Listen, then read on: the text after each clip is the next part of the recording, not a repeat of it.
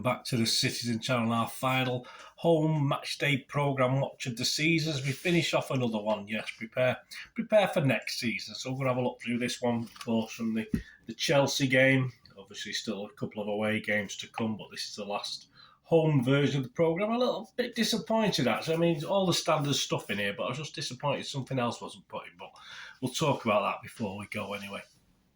Of course, it was match day 36 of the 22-23 season as we partied, is that the word? Well, whatever it is. Well, we partied away, of course, clinching the title with poor old Arsenal losing to Notts Forest the day before. So we'll have a look at that. Please, if you are new to the channel, push that subscribe button, push the bell notifications, everything City. All your comments are very, very welcome. And yeah, if you like the programme, watch it, just leave us your comments. I mean, I do plan to do it again next season for the home games and the away games in a similar format. Anything you like to see in it, give us a shout. Let me know your comments. I'm always looking for ways of improving, of course, and including people. I think there'll be a big change next season, actually. But I'll leave that as a surprise to all my vlogs. Hopefully it'll be to the benefit and more enjoyable for all of you as much as I can do it. And if you are pressing those buttons, please, if you could just press a little like button, trying to get at least 20 likes for these vlogs, so it'd be much appreciated. Of course, we'll have a couple of excerpts taken from the programme today as well for your delectation. £4 for 84 pages, and as far as I can see, Reach Sports Shop are still doing the subscriptions, so there's no indication of a price rise next season.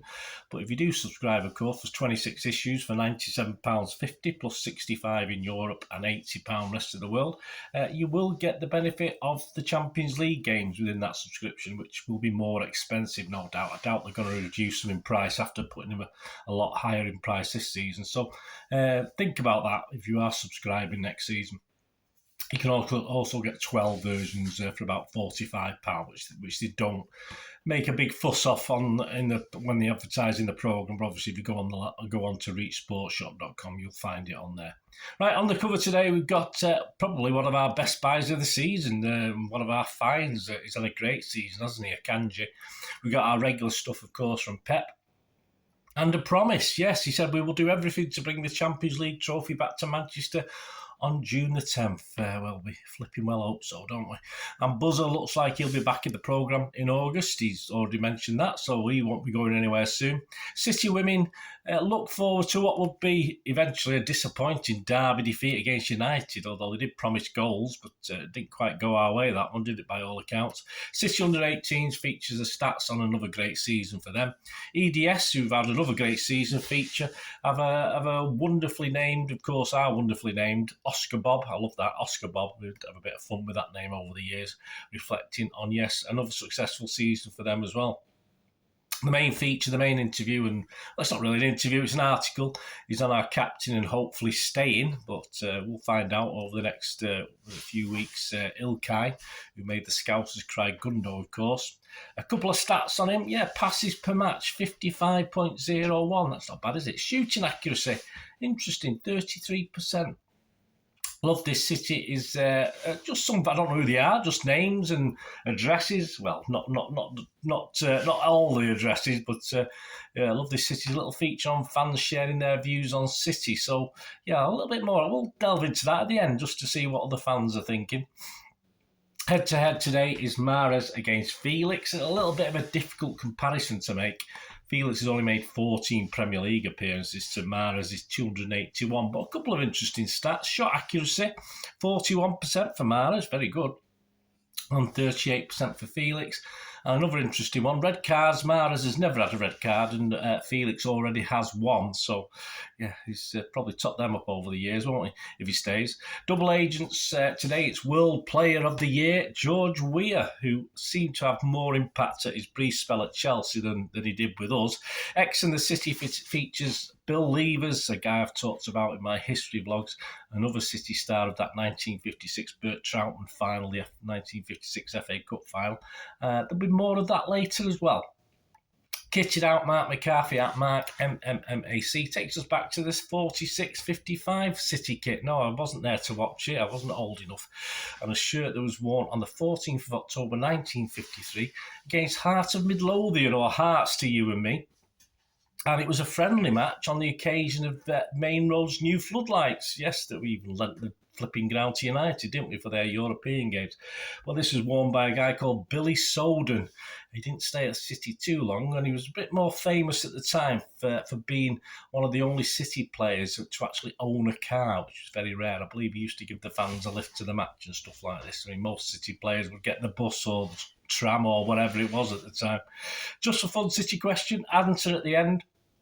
Question 9. Here you go. I got one of these nice and easy. I struggled on the second one. Let me see how you do, just for a bit of fun. Question 9 was, which 2 current City players have played for Chelsea? There you go. Let's say one's an easy one. One I struggled on. City Reflections, and Gary James looks back at Main Road, really. Of course, on the celebrating Main Road all this season in bits and pieces. And the Kippax last stand, of course, was against Chelsea, who we played on this game on the 30th of April 1994, so usual quality stuff from Gary. Kevin Cummins takes us forward today, not back, which is unusual. He usually goes back in time to look at photo shoots, but he looks forward to work and shows us some images and talks about some work he's been doing on a forthcoming album for Council Skies, which is Noel Gallagher's High Flying Birds album that's due out. So that's, a nice little read. I enjoyed that today. Matchmaker picks out 10 standout games for, well, the Etihad. From the first league game, a 1-1 draw with mighty Portsmouth on the 23rd of August 2023, but it was Samay who crashed in a last-minute equaliser for us. So even drama on the first league game. Of course, we watched Barcelona was the first game, obviously in a friendly. Then it was TNS was the next game, wasn't it? We were all there for that one as well. And it takes us to last season's 3-2 glorious win over Aston Villa to clinch the title. It was all a little bit calmer this year, wasn't it? Right, excerpts. Let's go back to the excerpts. Before we give you the quiz answer, and just my little disappointment. I won't be too long on it, so stay with me, guys. Yeah, love this City. What makes Pep Guardiola's City special, was asked. Our fans, what you love about this City team? Thank you all for your responses. We couldn't include them all, but here are the best. So these are the best. I'll read you 2 or 3 of them anyway. It may be inevitable to support City as a man not born in Manchester. This is from Sirkin Kim from South Korea. As not born in Manchester, England, but the impressions and stories of City's football history make fans fall for the club. We have a squad and a manager who get great results, and we have passionate fans who support them together. Results are not everything, of course. The mentality shown during the game and the persistence of 93-20 make us have no choice but to become fans. In particular, OSC Seoul is a big community of City fans in Korea with a large growth of nearly 200 people. It's a great pleasure to have friends you can watch and enjoy the game together with. In addition, events that fans can participate in, such as trophy tours, bring precious experience to fans. They certainly do when you live so far away, of course. Here's another one. This is from John.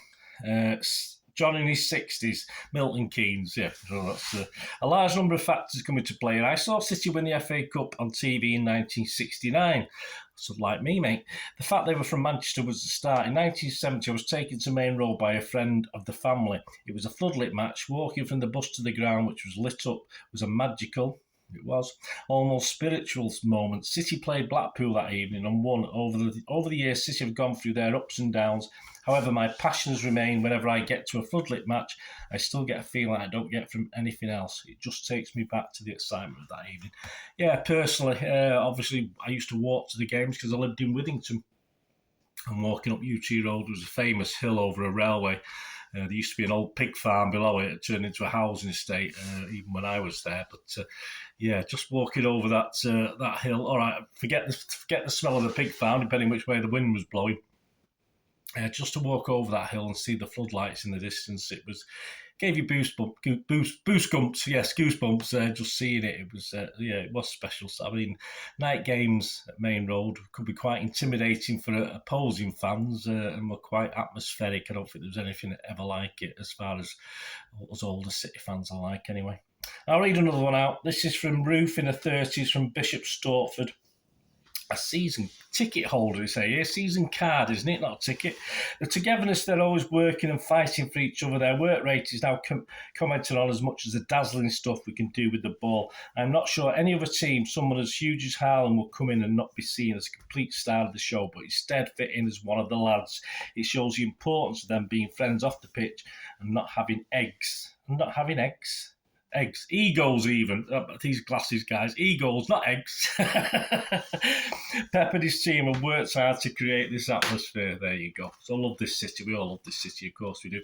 And just before we sum up, Bill Leivers on Playing Through the Pain, rooming with Bert Troutman, fan altercations and a minty win bonus. Here we go. You joined City from Chesterfield in 1953, and 3 years later you were part of the team that won the FA Cup, beating Birmingham 3-1 in 1956. Tell us about the day. I was very doubtful for the game and had to have pain-killing injections in my ankle. The club doctor had always told me I'd be very little chance of playing, but nothing was going to stop me. With about 20 minutes to go, the injection wore off. I was in sheer agony in the last bit of the match. It was a day I'll never forget. We won 3-1 and the ex-players who were watching said I was man of the match. We had a civic reception when we got back to Manchester. There were thousands on the streets and we paraded a cup from an open top coach. Thousands, tens of thousands, hundreds of thousands. The game is remembered, he was asked, the game is remembered, of course, for the injury to Bert Troutman, the City keeper, who played on despite lately discovering he had broken his neck. Bill said, Bert used to be my roommate whenever we went abroad, pre-season or end of season. We always used to room together. It wasn't easy for Bert when he first started playing because he had been a prisoner of war, but I took him under my wing a bit and got very friendly with him. He spent a lot of time with my family at our house. We knew Bert had injured himself, but at the time we didn't know he had broken his neck. But we knew there was something wrong because he couldn't shake it off. Me and Dave Ewing helped him at the final whistle while we were waiting to go and collect our medals from the Queen. R.I.P. You went to play more than 250 games for City, they asked, over an 11-year period before eventually leaving for Doncaster in 1964. Probably didn't get to see him play. I'd say I was starting to go about 1965, 66. So I probably missed out on seeing Bill Leivers. He said, I was very proud to play for City. We were playing at Northampton and someone in the crowd called me a cocky so-and-so when I flicked the ball up to take a throw-in. There was temporary seating on that side of the ground with only a rope in front. So I went up under the rope and went up and punched the bloke. I went back to take the throw-in and the crowd applauded. The local policeman knocked on the manager's door after and asked who the boxer was. He then told me I shouldn't have hit him, but they wouldn't take any action because the rest of the crowd said he deserved it. We won at Newcastle one time, which was a good result. I was captain that night, and on the train on the way back, one of the directors came down to the players' carriage and called me over. He held his hand out and said, here you go, take that as a win bonus and share it out with the lads. And it was a packet of polo mints. We would have been lucky if there was one each. So there you go. Brilliant from Bill Leivers there. Our comment. Well, I hope we've enjoyed this sequence, this season's of Matchday home programme watches. Just for fun question, the quiz question, of course. Which two current City players have played for Chelsea? Well, I think KDB was easy, wasn't it? But I looked. I couldn't think. I couldn't spend more than 30 seconds trying to think. So the other guy was, of course, Nathan Ake. So I didn't get that one. Yeah, just a disappointment. Yeah, I'm doing a lot of stuff on old programmes, as you probably know, lots of old programmes over the years. And you get the end of season one, there's always little specials on a summing up of the players or the manager or the chairman on what the season's been like, even journalists commenting. But it's just all as though it's just another programme, this, with the same out. But I appreciate they have to put the same guys in and, some great stuff from the Gary Jameses, the Mark McCarthy's and Kevin Cummings, etc., etc. But, it'd just be nice to have something a little bit different for the last programme of the season. Just very disappointing from City, but I think it just sort of tells you just how, I think the efforts they put into these programmes certainly not what they used to many years ago. And it's all a little bit disappointing. I do want more of a magazine feel. I know they probably don't make any money out of this. They may run it at a loss now. I'm not even too sure about that. But I think if they did a far better product, they could promote it better and sell more. But just a little disappointment anyway. But hey, we're champions. Let's finish on a high. I don't want to finish on a downer. And please join me very soon as I will be looking back at my top 10 design covers, programme design covers. So this one, for instance, won't be winning any awards. I don't mind the players being on. I want something a little bit quirky. So it will be mainly away programmes, but so obviously we've still got a couple of those to do as I'm recording this.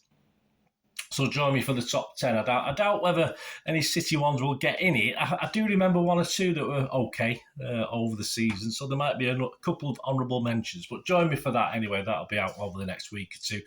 Of course, we've got a lot of big stuff coming up, haven't we, with the 2 finals to talk about as well. But there will be the top 10 programme covers, so please join me for that, and hopefully you'll enjoy it as I will enjoy doing it as well.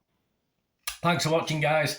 Yes, leave, as I said, leave us your comments, anything you like, anything you don't like, anything you might want to see, because I do plan on doing these next season, but, you know, as ever, you never know. You never know what might happen over the next few weeks. I mean, we've literally got a break of about 6 weeks from finishing the season on the 10th of June to playing friendly games. So, yeah, it'll be back before we know it. Thanks for watching. Please, until we meet again. Oh, that's one thing, don't I? Please stay safe, you champion Blues. Come on, City. Bye for now.